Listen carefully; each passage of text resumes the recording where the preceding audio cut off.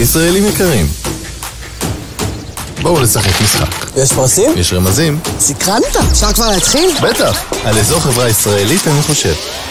היא חברה מובילה וגדולה בתחומה בעולם. דבר במספרים. יש לה כ-20 מפעלים בעולם, מתוכם 8 בישראל. וואו. רק בשנה האחרונה ייצרו בהם 130 מיליון מוצרים שנמכרו בכ-100 מדינות. כולל דרום קוריאה?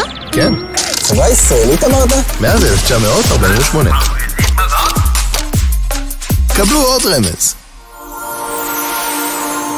זה כיסא כתר! רגע, אבל כתר זה... עולם שלם, מחסני גינה, עציצים, מוצרי גינון ואירוח, ואפילו ארגזי כלים, מערכות ישיבה, כל מה שצריך לבית, ועוד. מיוצר במפעלים כחול לבן, על ידי יותר מ-2,500 עובדים מכאן. בכתר מפתחים גם דברים מפתיעים. רוצה לשמוע עוד משהו? בכיף. זה עשוי מחומרים ממוחזרים. טוב!